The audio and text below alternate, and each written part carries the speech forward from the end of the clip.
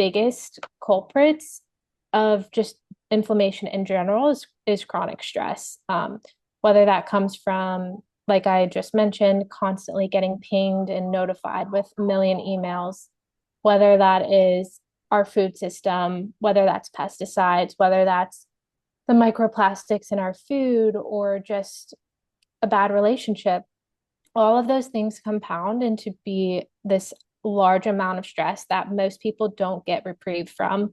And so that creates inflammation, and then it just kind of bubbles up and has systemic effects on our body and our brains. Yeah, I and it starts at such a young age now, because even our little ones have access to their iPads and they're constantly stimulated, and they get outside less often. There's this one stat that, like, I don't want to butcher it. The users can look it up, or maybe you can put it in your notes, but most kids get outside less than people who are in prison at this point.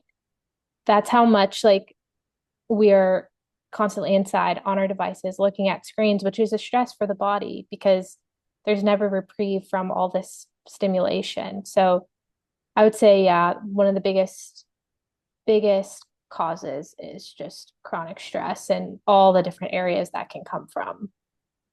So I would like that's powerful, and I think like that's going to drive things home for people.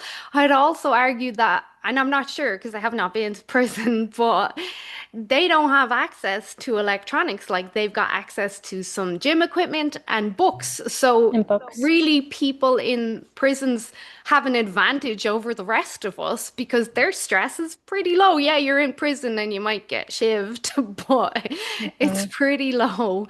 So